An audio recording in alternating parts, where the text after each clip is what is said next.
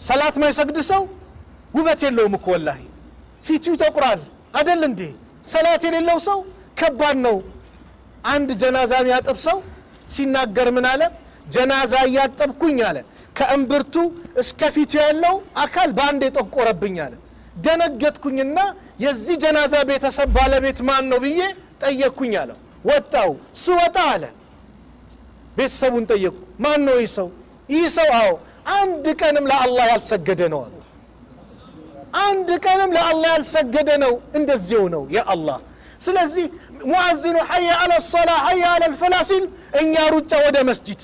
አደራ የሰላትን ነገር ለምን ከተባለ ሁላችንም ነገ ዛሬ መስጊድ አንገባም ብንል ነገ ግን ወደንም ተገደን ጀናዛችን መስጊድ ይገባል አይደል ሊሰገድብን ይገባል ግን ሰላት የሌለው ሰው ነገ አደጋ ነው ቀብሩ ይጨልምበታል ሰላት የሌለው ሰው ከባድ ነው ነገ የውመል ቂያማ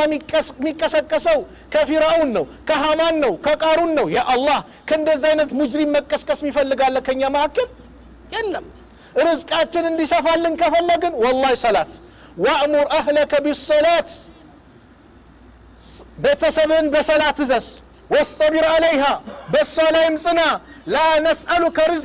رزقا طيقهم نحن نرزقك على እኛው እንረዝቅሃለናል ሰላት የርዝቅ መክፈቻ ነው ሰላት የፊት ብርሃን ያመጣል ጭንቀትን ያስወግዳል ነብዩ ጭንቅ ጥብብ ሲላቸው አለይሂ ሰላቱ ወሰላም ያ ቢላል አሪህና ቢሰላህ አንተ ቢላል ወይ በሰላት አሳርፈን ሰላት እስቲ አንድ አዛን በለና ሰላትን ሰግደስታችን ይመጣል በሰላት አሳርፈን ይሉ ነበር ስለዚህ እኛ ደስታ እንዲመጣልን ከፈለግን አላህ ዱንያ አኺራችን እንዲያምር ከፈለግን እንዲያሳምርልን በሰላት ላይ አደራ ቃል ትገባላችሁ ቃል ገብታችኋል አው በሰላት ላይ አደራ ሰላትን ጠብቃችሁ ያዙ እናንተ ሲሰግዱ ልጆቻችሁ ይሰግዳሉ እናንተ ካልሰገዳችሁ ልጆች አይሰግዱ ስለዚህ ሰላትን አደራ የመጀመሪያው መልእክቴ ነው ሰላት ላይ እንዳትደራደሩ ለምን ከተባለ ነገ የውመል ቂያማ አላህ ባሪያዎችን መጀመሪያ የሚተሳሰበው ሰላት ነው ሰላት ከተበላሸ አሉ ነብዩ ሰለላሁ ዐለይሂ ወሰለም ሁሉም ነገር ይበላሻል ሐሳባችሁን ወደዚህ ሰላት ከተበላሸ ሁሉም ነገር ይበላሻል ሰላት ከተስተካከለ ደግሞ ሁሉም ነገር ይስተካከላል አሉ ነብዩ ሰለላሁ ዐለይሂ ወሰለም ስለዚህ ነገ የውመል ቂያማ ሰላት ማይሰግዱ ሰዎች ሰቀር የሚባል ጀሃነም ይገባሉ አደል ቁርአን ላይ ሱረቱ ሙደሲር ላይ ኩሉ ነፍስን ቢማ ከሰበት ረሂና አላል እያንዳንዱ ነፍስ ከሰራችሁ ስራ ጋር በጣም ራውና ታጅና ትመጣለች ኢላ አስሐብ اليمين የቀኝ ጓዶች ሲቀሩ في جنات يتساءلون ጀነት ውስጥ ይጠያየቃሉ ስለማን አኒል ሙጅሪሚን ስለ ሙጅሪሞቹ ما سلككم في سقر سقر የሚባለው የጀሃነም ሸለቆ ያስገባችሁ ምንድነው ሲባሉ የጀሃነም ሰዎች የመጀመሪያ መልሳቸው ምንድነው قالوا لم نكن من المصلين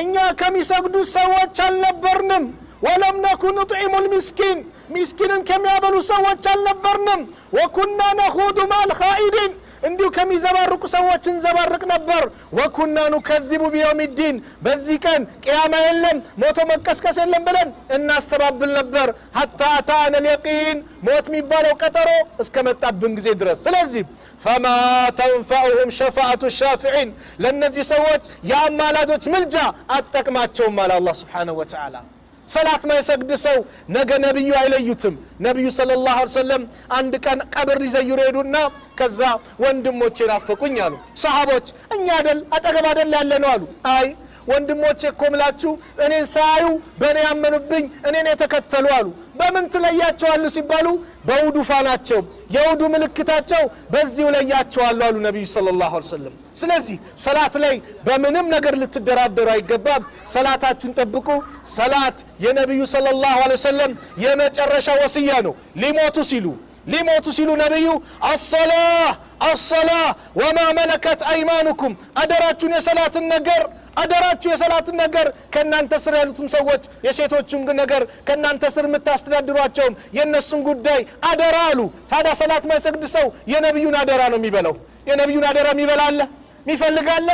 የለም አይደል ስለዚህ በሰላት እንዳንደራደር